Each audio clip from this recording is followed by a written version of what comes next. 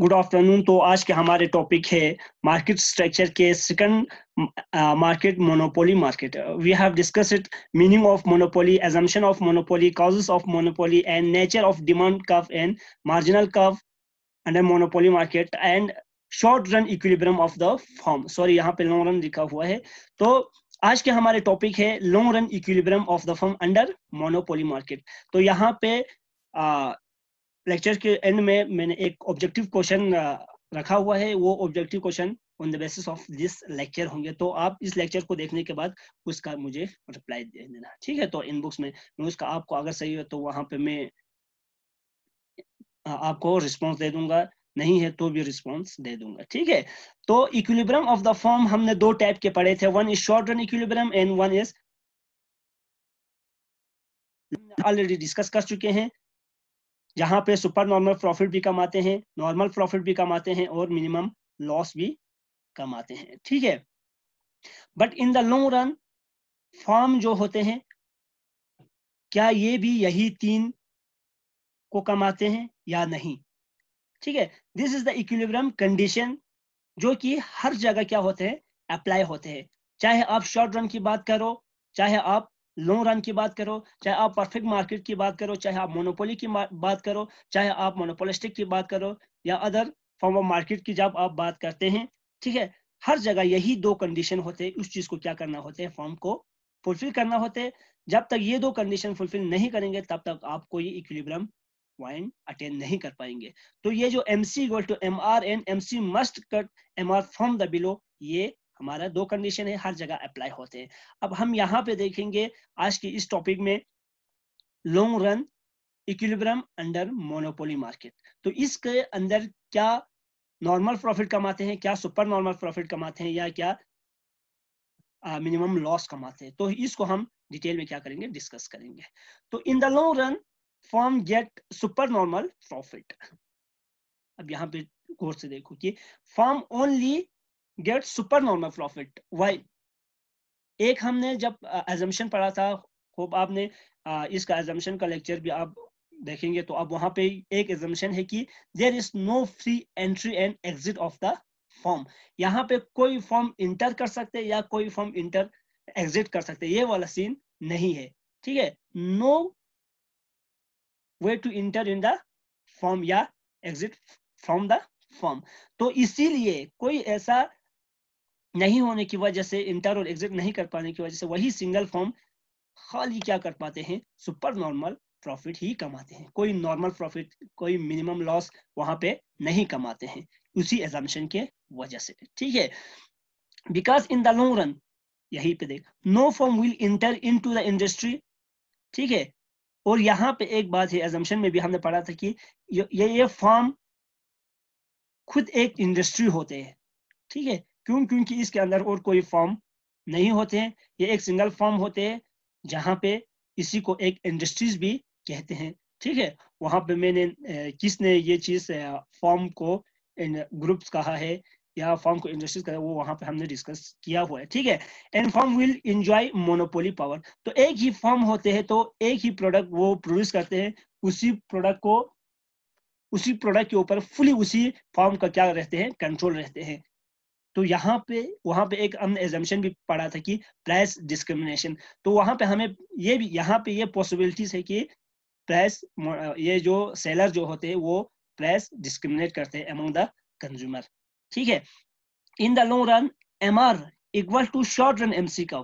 तो हमारे long run में इस फॉर्म के अंदर आपकी मार्जिनल रेवेन्यू का किसके बराबर होते हैं, marginal cost of short run के ही बराबर आते हैं, ठीक है।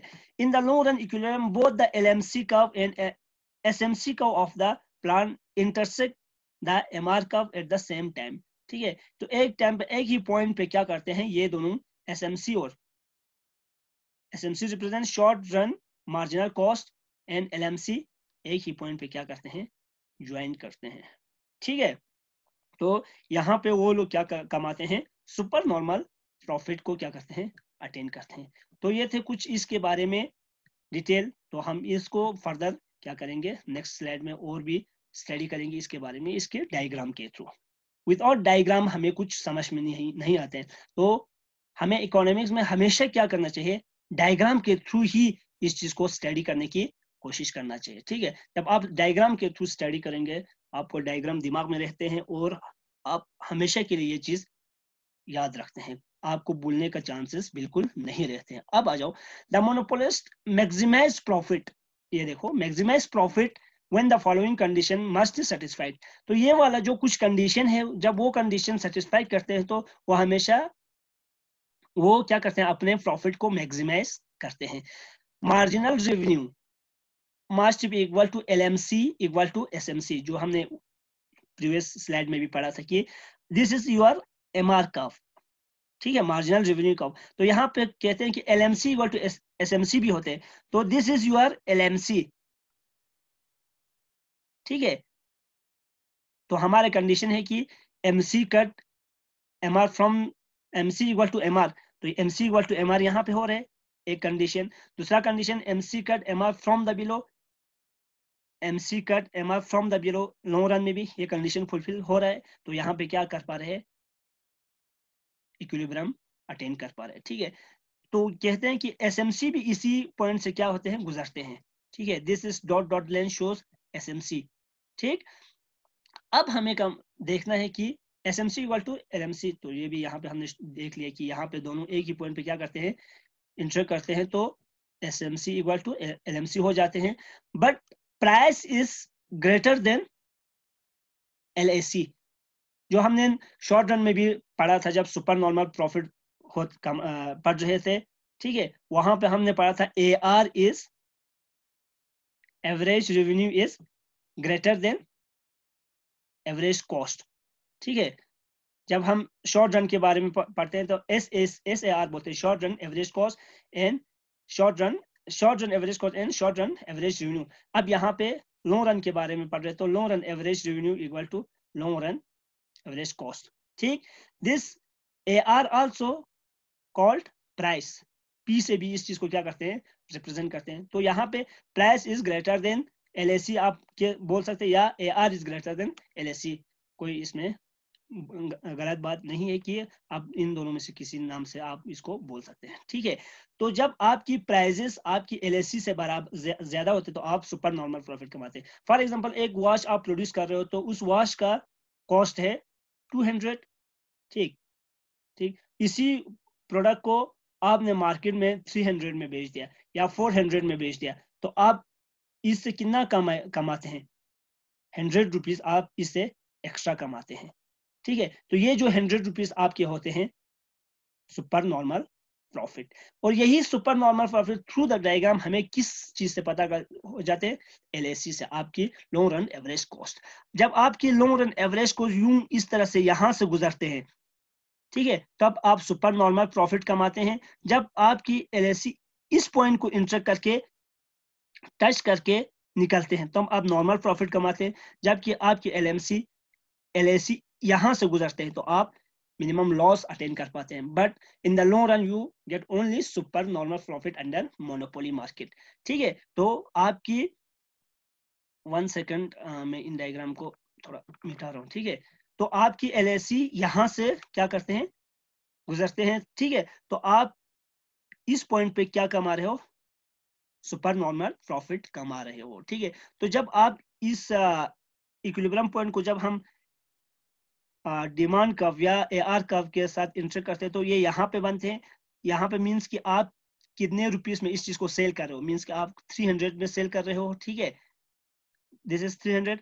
एंड जब आपकी इन वही LAC इस पॉइंट को, इस लाइन को कहीं से भी, जहां से भी इस चीज को टच करके निकलते हैं, तो उसी पॉइंट पे आपको क्या पता चलते हैं कि आपने इस वॉच को कितने रुपीस में बनाया था, मींस कि आपने 200 में इस चीज को बनाया था फॉर एग्जांपल।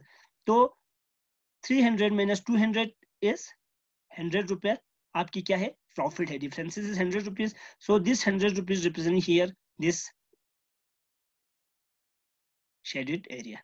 ठीक है, तो इतना आप क्या कमा रहे होते हैं, सुपर प्रॉफिट कमा रहा है। तो इसी प्रॉफिट को हम क्या कहते हैं, सुपर नॉर्मल प्रॉफिट। अब यहाँ पे मीनिंग भी दिया हुआ है, तो यहाँ से भी पढ़ सकते हैं। PC is P is greater than LSE. This condition implies in the long run monopoly equilibrium price of the product should be either greater than long run average या at least equal to it. ठीक है, the price can not fall below long run average cost. ठीक है, because in the long run a monopolist will quit the industry if it is not even able to make the normal profit. ठीक है, तो ये थे इसका meaning. आप मैंने भी इसी चीज को ही डिस्कस किया था ऊपर. ठीक है, तो आपको ये इजीली क्या हो गया, समझ में आ गया. तो ये थे diagram of long run monopoly. ठीक है, तो लॉन्ग रन मोनोपोली में ये नॉर्मल प्रॉफिट कमाते हैं या सुपर नॉर्मल प्रॉफिट कमाते हैं, मैंने यहाँ पे डिस्कस कर दिया. यहाँ पे मैंने एक एमसीक्यू क्वेश्चन भी रखा हुआ है. ठीक है, आप इसको ठीक तरह से समझा होगा तो आप इसका आंसर इजीली दे पाओगे. अंडर मोनोपोली, ठीक है, in the long run firm get normal profit, super normal profit, minimum loss या नन ऑफ द अबव. ठीक है, अगर यहाँ पे अंडर परफेक्ट कंपटीशन, इसका भी आंसर दे देना. ठीक है, under perfect competition in the long run firm get which one, normal profit, super normal profit, minimum loss या नन. इन दोनों का मुझे आंसर देना, एक मोनोपोली का, एक परफेक्ट कंपटीशन का. ठीक है, ऑप्शन यही है. ठीक है, यही 4 ऑप्शन है दोनों क्वेश्चन का. मुझे इसी इनबॉक्स में आप मुझे इनका आंसर दे देना, मैं वहां पे ही आपको क्या करूंगा, रिप्लाई दे दूंगा.